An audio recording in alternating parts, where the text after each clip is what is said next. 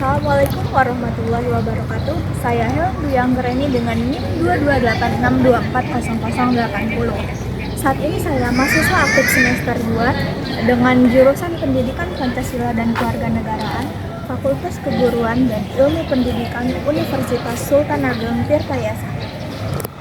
Yang terhormat kepada Bapak Febri Awan Bahrudin MPD selaku dosen pengampu mata kuliah pengantar ilmu politik dan teman-teman sekalian. Pada video kali ini saya akan membahas mengenai mini skripsi kelompok 8 di mana salah satu anggotanya adalah saya. Kami membahas mengenai mini skripsi dengan judul IKN sebagai pusat pemerintahan baru serta dampak politik di Indonesia. Saat ini saya akan membahas mengenai bab 1, bab 2, dan bab 3 secara struktur. Latar belakang dari penelitian ini berangkat dari kebijakan pemerintah yang ingin memindahkan ibu kota dari Jakarta ke Kalimantan Timur. Keputusan ini juga diumumkan oleh Bapak Presiden Joko Widodo pada tahun 2019. Kebijakan ini diharapkan mampu mengatasi permasalahan yang ada di Jakarta. Contohnya adalah banjir, kepadatan penduduk, hingga kemacetan. Namun, kebijakan ini juga memunculkan pro dan kontra terhadap masyarakat. Kebijakan ini bukan semata-mata persoalan teknis atau administratif, melainkan memiliki dimensi politik yang cukup kuat. Pemindahan ibu kota mencerminkan keinginan untuk pusatkan kekuasaan agar tidak terpusat di Pulau Jawa saja. Selain itu, langkah ini juga menjadi bagian dari strategi pemerintah untuk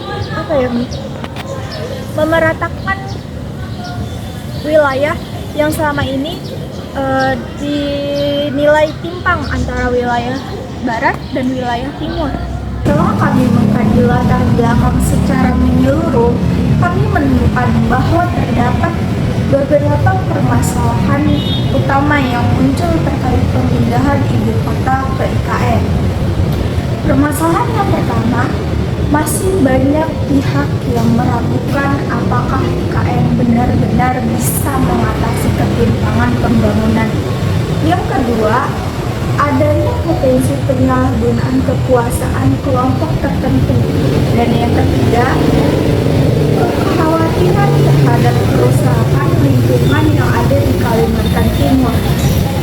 Berdasarkan masalah-masalah tersebut, kami merumuskan 3 pertanyaan utama, yaitu pertama, apakah pembangunan IKN dapat mengurangi ketimpangan ekonomi dan politik antar wilayah? Yang kedua, apakah pembangunan IKN memberikan dampak ekonomi yang positif bagi Kalimantan Timur? Dan yang ketiga, apakah kesiapan infrastruktur dan sumber daya manusia bisa mendukung pembangunan IKN? Dan tujuan penelitian dari ini adalah untuk menganalisis secara teoritis dan praktis potensi manfaat dan tantangan dari pembangunan IKN. Kami juga ingin melihat bagaimana proyek ini dapat mendukung desentralisasi kekuasaan dan memperkuat tata kelola pemerintahan yang adil dan merata. Secara teoritis, kami merujuk pada pendapat para ahli seperti Anderson pada tahun 2020 yang melihat pemindahan ibu kota sebagai simbol restribusi kekuasaan, dan Wirawan pada tahun 2021 yang menekankan pentingnya partisipasi publik untuk menjaga legitimasi politik dalam prosesnya. Metode yang kami gunakan dalam penelitian ini adalah kualitatif deskriptif dengan pendekatan studi literatur. Data kami diambil dari buku, jurnal, dan kami juga melakukan analisis dengan fokus pada masalah politik. Mungkin pembahasan video dari saya yang mengenai terkait bab 1, bab 2, dan bab 3 mengenai IKN sebagai pusat pemerintahan baru serta dampak politik di Indonesia. Terima kasih kepada Bapak Febrian Alwan Bahrudin selaku dosen pengampu dan teman-teman sekalian. Wassalamualaikum warahmatullahi wabarakatuh.